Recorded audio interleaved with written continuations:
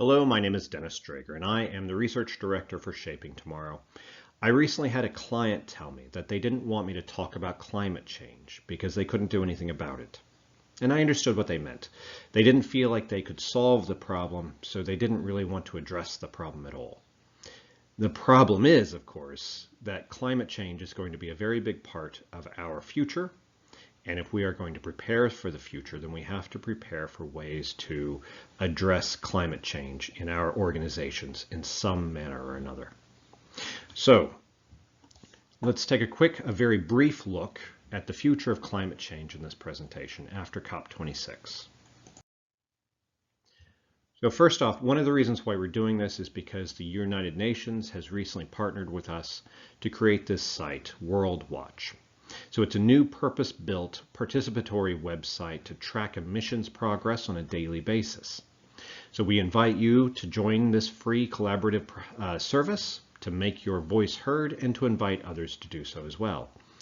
We'll be communicating the results to our clients, including the United Nations, on a regular basis. Now let's take a look at some of the positive and negative outcomes from COP26. So first off, the positive, we will be revisiting emission cutting plans to try to limit global warming to 1.5 degrees Celsius.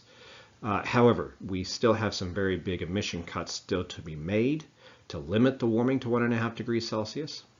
And there's nothing in the agreement so far to deliver that 1.5 degrees Celsius limitation.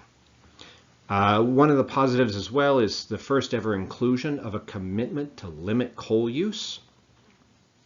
However, we've also given a free pass to rich countries to continue emitting. Another positive is that we've increased financial help for developed countries.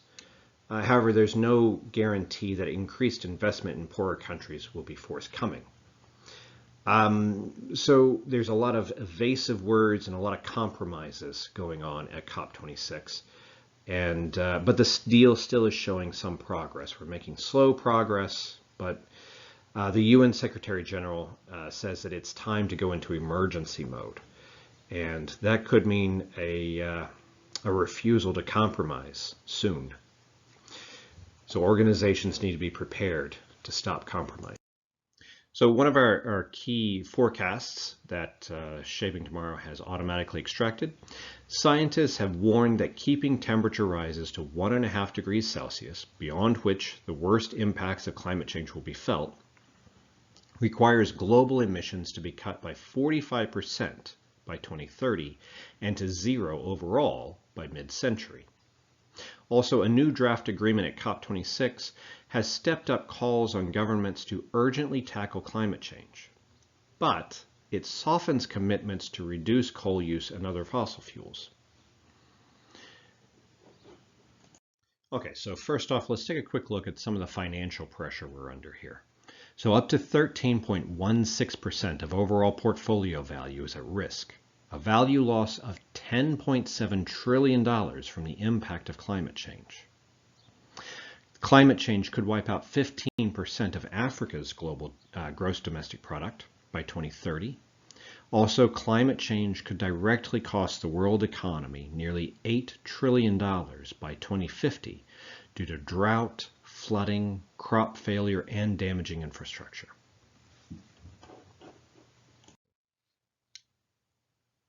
Now, looking at this cloud here, the top 5 topics through the time period are climate, energy, change, nature, and materials. So COP26 was a big conversation about all aspects of climate change, but in a crisis, this must now be narrowed to the vital few to be tackled immediately, or very little will happen. And this has so far not been achieved. So one of the important aspects of this issue, the Intergovernmental Panel on Climate Change released its first major update in 8 years, showing that the world will warm 1.5 degrees Celsius by 2040 without the urgent slashing of emissions. Also, on the last Friday of COP26, the UN chief said the meeting would probably not achieve its aims, and the goal of limiting global warming to 1.5 degrees Celsius is on life support. Now, what's next? Well, with 70% of global CO2 emissions coming from urban areas where 7 out of 10 people currently live or will live by 2050, the solution to the climate crisis requires bold action in cities. Now, these on the right that you're seeing are a few of the industries that are going to be the most impacted by climate change. So by 2050, 2/3 of the global population will live in cities, where after buildings and transport, waste is often the third largest source of climate change emissions. So organizations need to think about how they're handling their waste in order to maintain their PR and their marketing.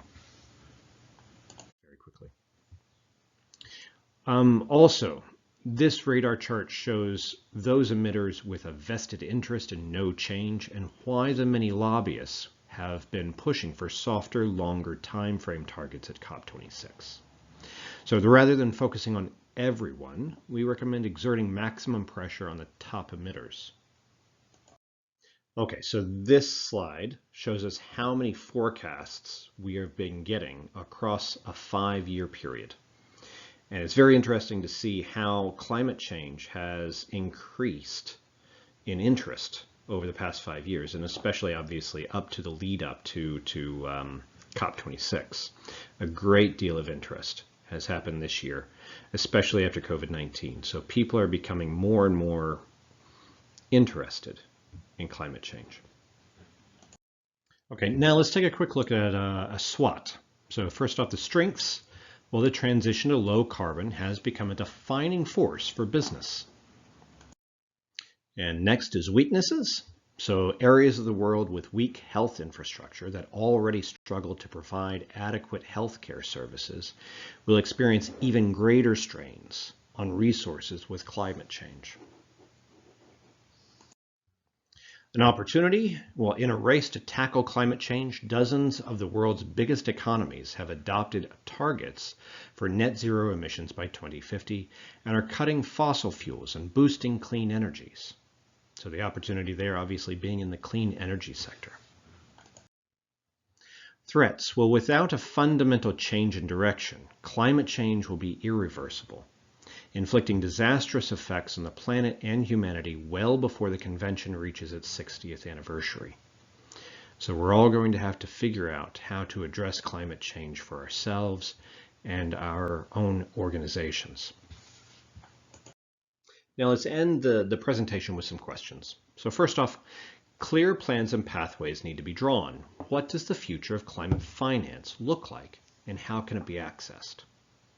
How can macroeconomic research more fully take into account the economic, social, and environmental benefits and costs of addressing the consequences and risks of climate change? How are climate change and other environmental factors affecting human capital development, and are there differences across groups? And finally, what political logics and strategies can together act to erode capitalism and so the cause of climate change? Now, regardless of how you feel about capitalism, it's a very important question to be aware that people are asking. So these questions here are all automatically extracted by Shaping Tomorrow. So they are from sources all around the web.